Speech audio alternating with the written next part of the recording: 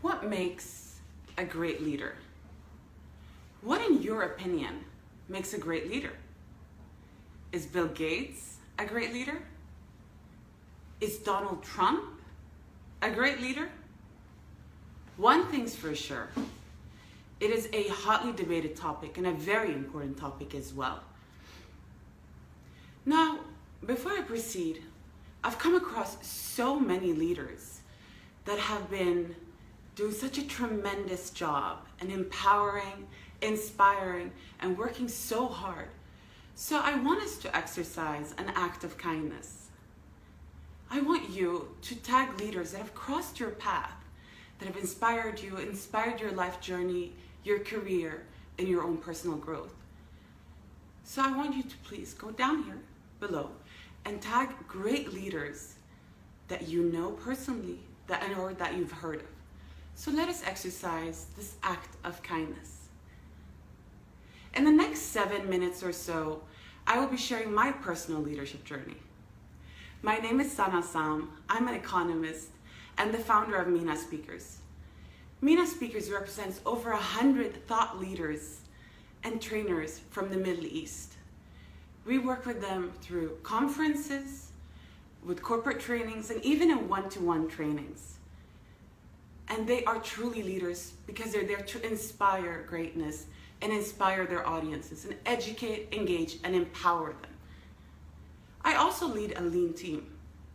Half of the team is actually based internationally, and the other half is here with me in Dubai. Now, leadership is a topic that is so close to my heart, and I've had the great pleasure and opportunity of exercising it through sports, through academia, and even in the business world. Now, I believe in a leadership that creates, but I also believe in a leadership that eliminates. Yes, I did actually say leadership that eliminates. That might sound controversial, but if you stay with me for another couple of minutes, I will tell you what I mean about that. And I welcome you to challenge my thinking, because this is how we grow and this is how we learn. There's so many definitions of what leadership is and what it is not. But fundamentally, it is something that is so individual. It is dependent on the context that you're in. It is dependent on you, your strengths and your weaknesses. It is dependent on the people that are surrounding you. So it is very much a bespoke skill set and tools and characteristics. So I would like to welcome you to use my story as a sounding board in defining your leadership style even further. Now, a while back, I was sitting with a journalist, and this journalist asked me, "So, Sana, what is your leadership style?" Great question. And I answered, "My leadership style is, well, it's like an elephant." Yes, like an elephant. Why?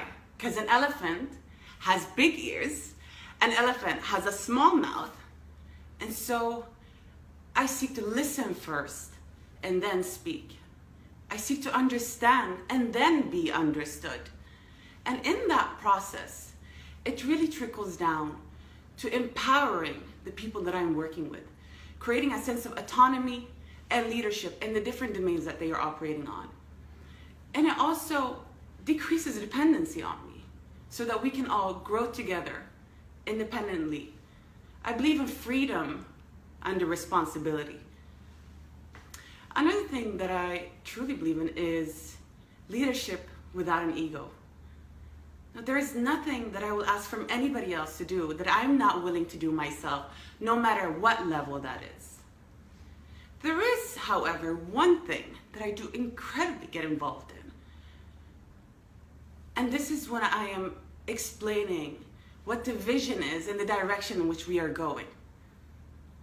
Let me give you an example of that. So if I gave you a box of puzzles, there you go, and I gave the person next to you the same box of puzzles, but I took off the lid. Now, who's going to be able to assemble that box of puzzles the quickest? It's going to be you, of course, because you know what you're building and you know what the end result is going to be. And so when we are all aligned in the direction in which we are going, then everyone can pick up that one piece of their puzzle in order to create that beautiful image of the future that we are creating. That is leadership by creation. That is one which I love and resonates so warmly with me. It is so growth oriented. But I did say that I would talk to you about leadership by elimination, and this is the tricky one for me, but it is equally as important. If you have a glass and there are cracks in this glass, but then somebody comes and picks it up. When that person picks it up, it shatters. Did that person break the glass, or was it already broken? Leadership by elimination addresses these type of issues before the glass shatters. When I was in the corporate world, I used to wake up very early in the morning, suited and booted, and walk to the office. I used to work with a tremendous team. They were so passionate and so inspirational. We had a great team dynamics. And during those first months of that honeymoon period, things were just really great. But after some time, I started noticing that something was a bit off. There was something that just wasn't really right. And when I analyzed that situation, well, I recognized that the senior manager at that place was actually sabotaging for the team dynamics, sabotaging the business. It got me really frustrated. So I summoned everybody and we sat down. I said, guys, we really need to talk about this. I know he is our boss. I know he is the senior guy. But you know what? We're all adults here. Let us have this conversation and let's understand why he's doing what he's doing. So then we had that meeting, and it was a long and very tough meeting. So I was the youngest and the newest employee, and we were having that conversation with that person. Leadership by elimination addresses these type of questions. And so that senior manager, after some time, he recognized that he wasn't passionate. He recognized that he was in the wrong place, and so he chose to leave.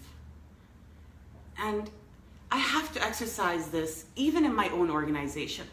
Sometimes I have to decline certain offers from clients because what they want from us doesn't align with where we are heading.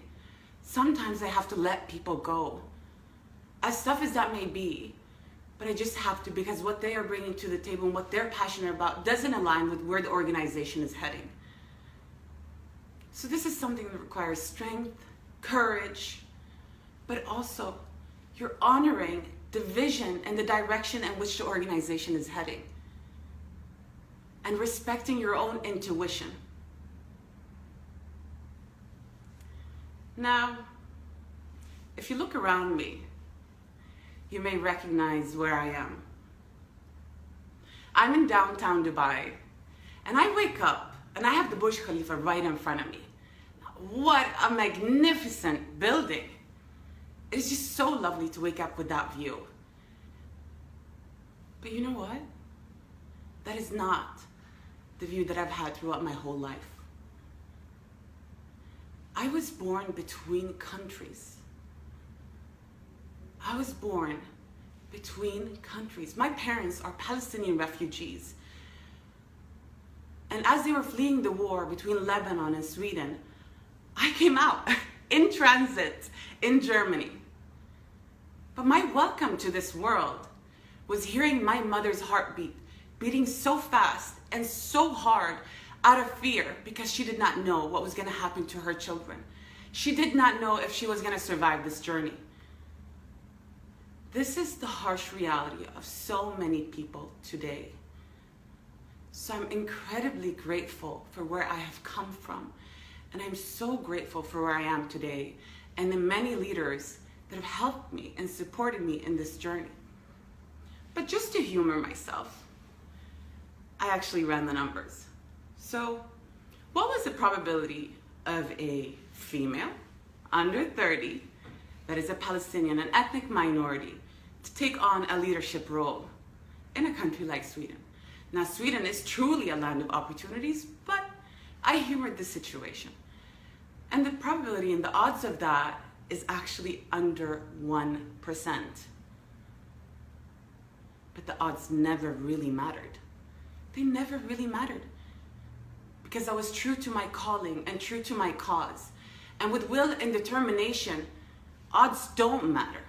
The sky is truly the limit. We live in a day and age where a Palestinian refugee can become a business leader. We live in a day and age where a rape victim like Oprah Winfrey can become a mega tycoon. We live in a day and age where an ethnic minority can become a president. So how far will your self-leadership take you? Will you be the master of your own destiny? Because you know that greatness is a choice. Before I finish this talk, my life mission and purpose, it took me a while to really understand it, but I understand that it is to create an improved state of the world through dialogue. And it's something that is so deeply rooted to my core. So I want to extend my deepest gratitude to Life Talks Live and all the coaches that tirelessly every single day go live on this platform for the community to further empower the community, share their stories, and inspire them.